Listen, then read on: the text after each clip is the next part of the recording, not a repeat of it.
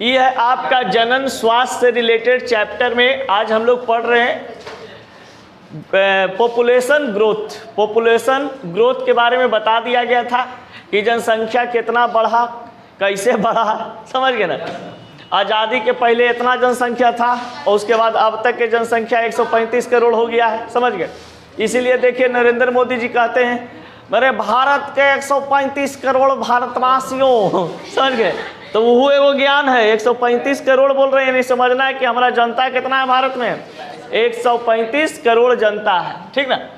अब यहाँ पर देखते हैं सबसे पहले क्वेश्चन, जितना भी अभी पढ़ाएंगे ये सब चीज़ आपका क्वेश्चन से रिलेटेड आपका मतलब सवाल आएगा, थ्योरी यहाँ से नहीं होगा, ठीक ना।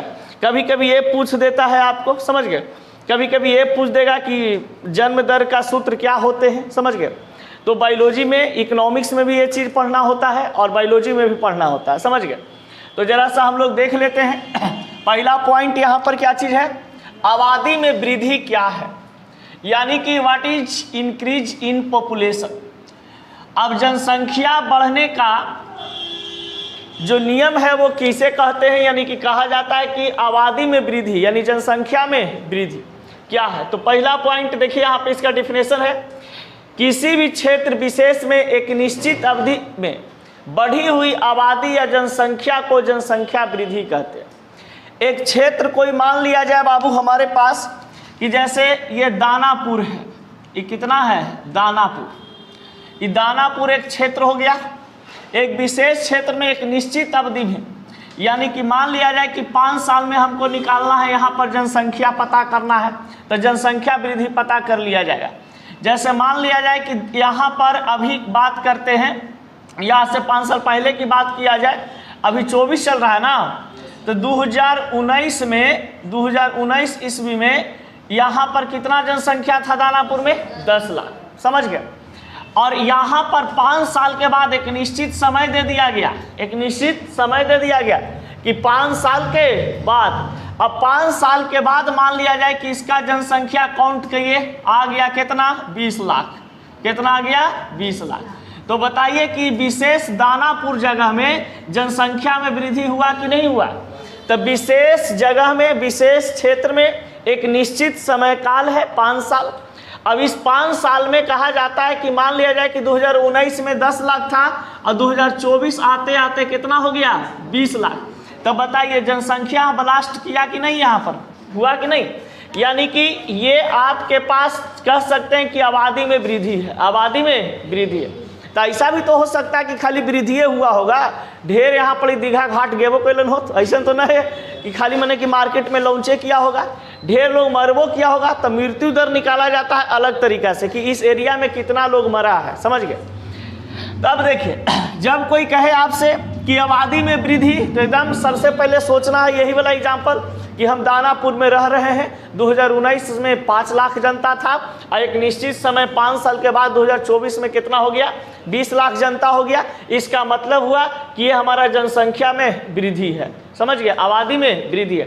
तो किसी विशेष क्षेत्र में एक निश्चित अवधि में क्या होता है, एक निश्चित समय में आबादी जो बढ़ता है उसी को हम लोग क्या कहते हैं, आबादी में वृद्धि कहते हैं, आबादी में वृद्धि कहते हैं, ठीक ना। फिर आता है बाबू यहाँ पर कि जन्म दर किसे कहते हैं। जन्म दर यानी कि जन्म दर कहने का मतलब मार्केट में लॉन्च होने वाला रेट, समझ गए, यानी कि बर्थ रेट इसको हम लोग कहते हैं।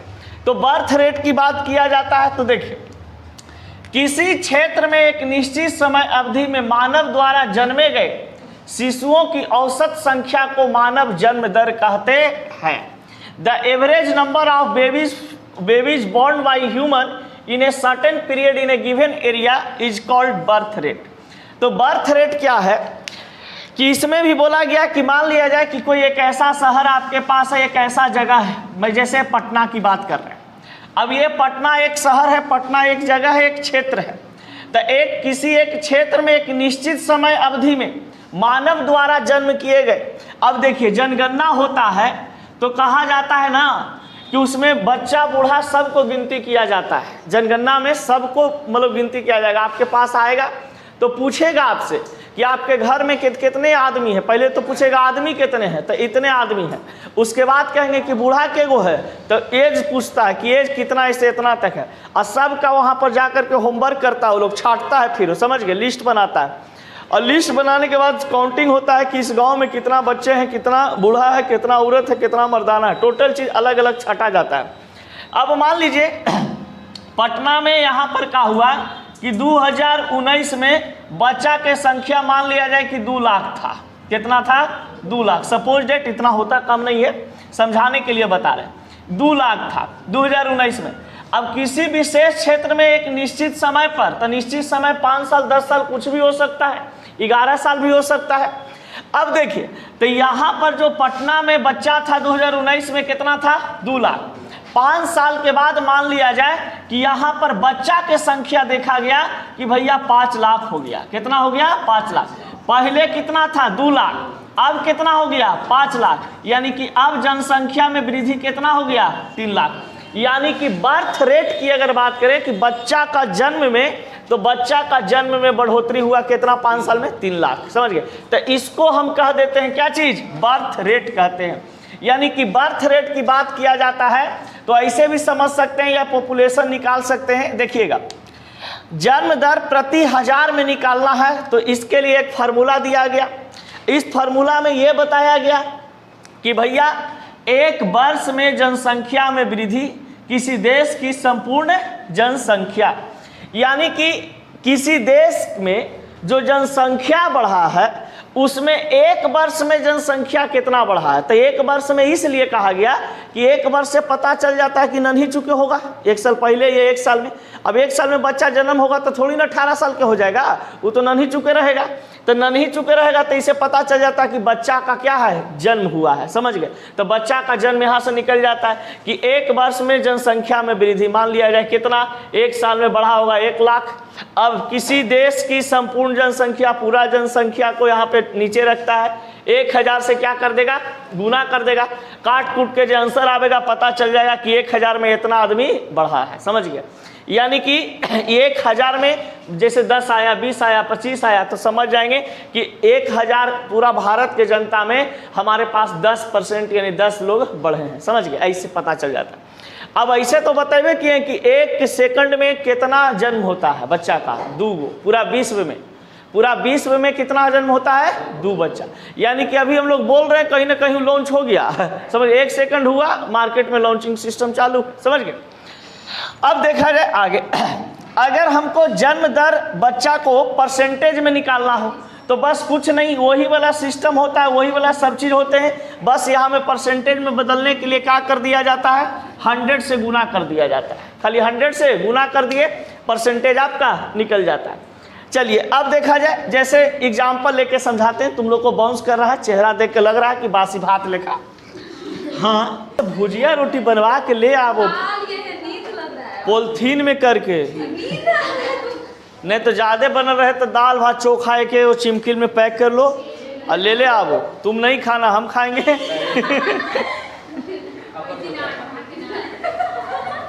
लेकिन पैक करके लाइए।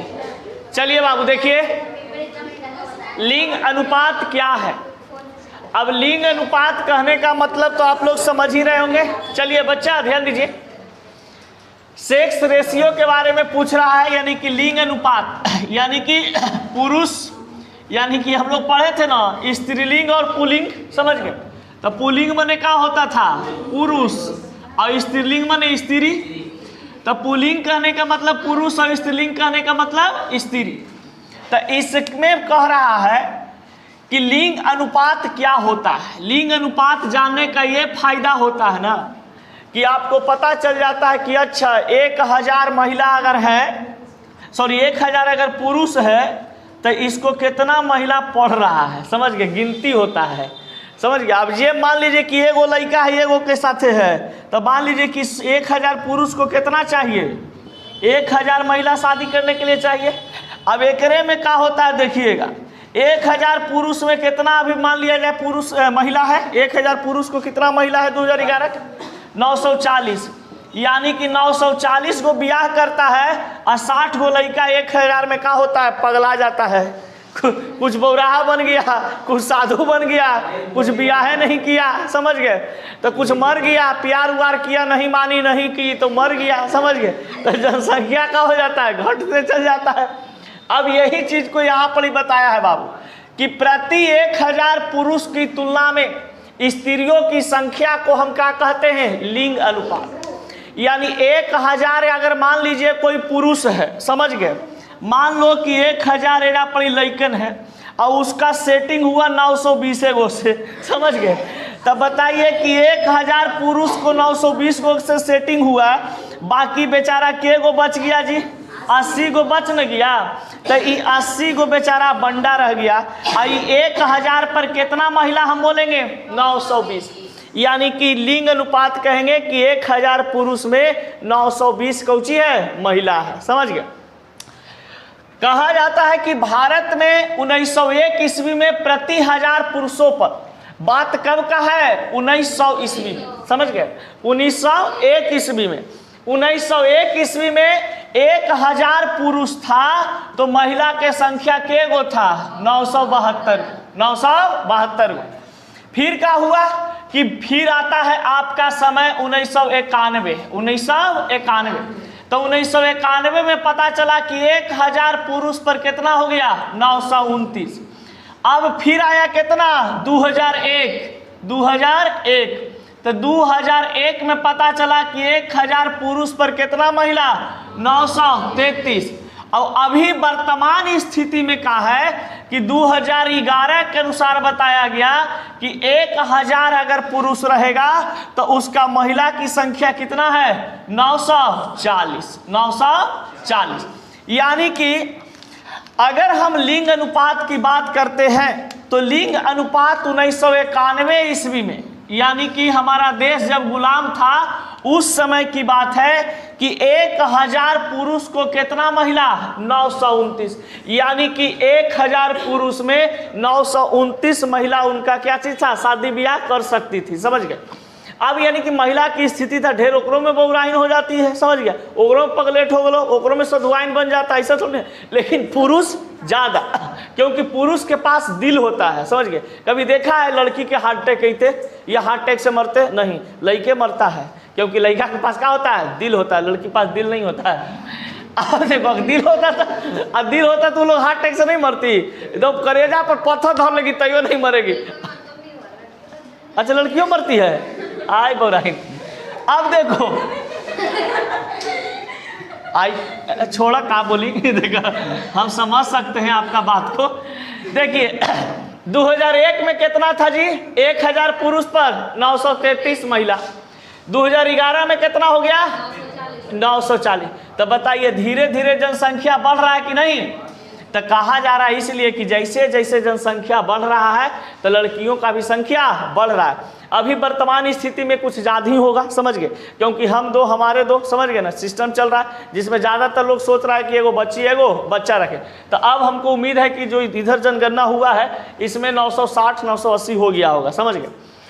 अब कहा जाता है, अब क्वेश्चन आपसे पूछेगा कि 2011 के जनगणना के अनुसार 1000 पुरुषों के कितना महिलाएं थी, 940। अब देखा जाए 940 लड़कियां, हाँ। अब देखा जाए बाबू साक्षरता दर, ये तो हुआ कौची, लिंग अनुपात। अब लिंग अनुपात समझ में आ गया कि लिंग अनुपात कहने का मतलब कि 1000 पुरुष में, जिस देश में 1000 पुरुष हो और उसमें महिलाओं की संख्या जितना रहता है उसको हम क्या करते हैं, आपका लिंग अनुपात कहते हैं। अब चलते हैं साक्षरता दर। साक्षरता दर का है, पढ़ल लिखल जरा कहते हैं, नहीं कहते हैं साक्षर हैं, जरा तनी मनी सिग्नेचर करे आता है वो कहता है हम साक्षर हैं, समझ गए। तो साक्षर का मतलब क्या होता है, समझिए, कोई भी व्यक्ति जो किसी भी भाषा को लिख एवं पढ़ सकता है, उसे समझ सकता है, उसे क्या कहते हैं, साक्षर कहते हैं।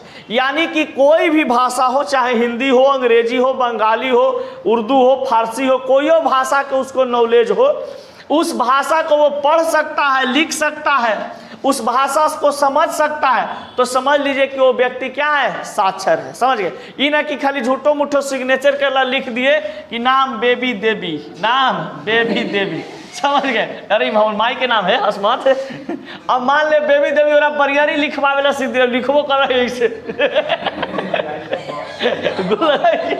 गो पे लाए जैसे सिस्टर लिखवा दी, बोली ना कि मम्मी सीख ले कहीं सिग्नेचर उग्नेचर बैंक में, तो ऐसे पकड़ेगी कलम और लिखेगी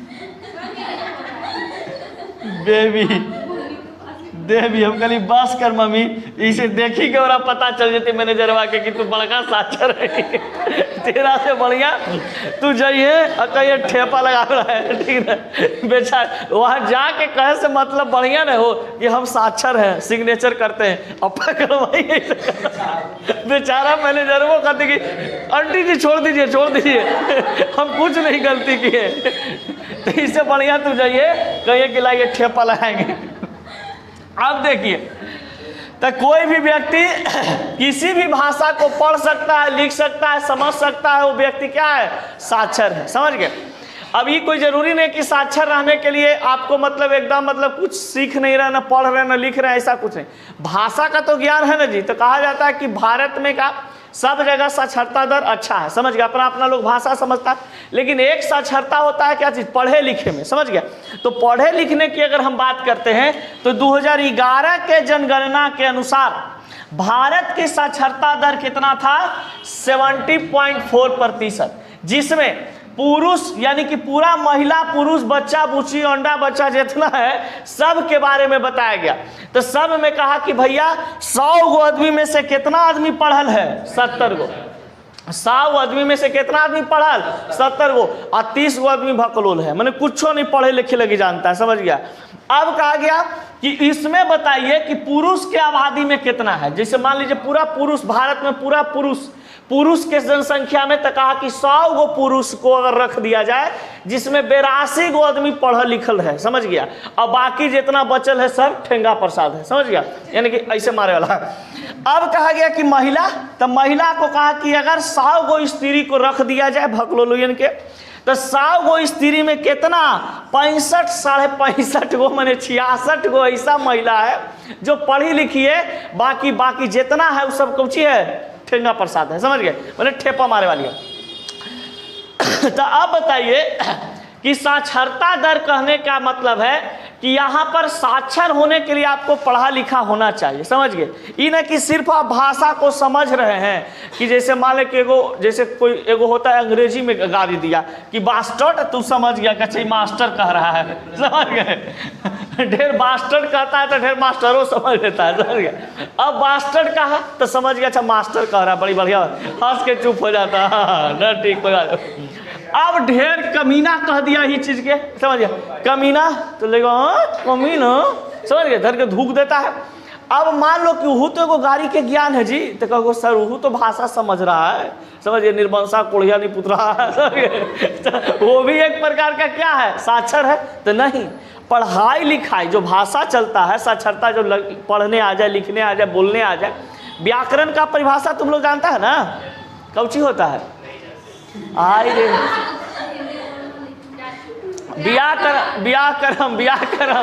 व्याकरण का परिभाषा शुद्ध लिखने आ जाए, बोलने आ जाए। समझ गए? यही सबको क्या कहते थे? व्याकरण कहते थे। अभियो कहते हैं, ऐसा नहीं है कि मर गया व्याकरण। समझ गए? चलिए, ये हुआ कौची? लिटरेसी। तब बताइए सबसे ज्यादा जो साक्षरता दर था वो कहाँ था? भारत में नहीं, सबसे ज्यादा भारत में साक्षरता दर केरल में है अभी भी। समझ गए? वहाँ का लड़का लड़की सब का है पढ़ा लिखल होती है, ज्यादा वहाँ मतलब अच्छा है। और सबसे कम भारत में तो बिहार माना जाता था। पहले के कहा है? बिहार। लेकिन अब धीरे धीरे बिहार का रेशियो का ऊपर आ रहा है। समझ गए? अब पहले लिखा थोड़ी ना सब बिहारी है, अब धूक देता है जहाँ जाता जहाँ कहता है एक बिहारी 100 पर भारी न हो तो टेढ़े मुँह के खंदे वो जल्दी हारी।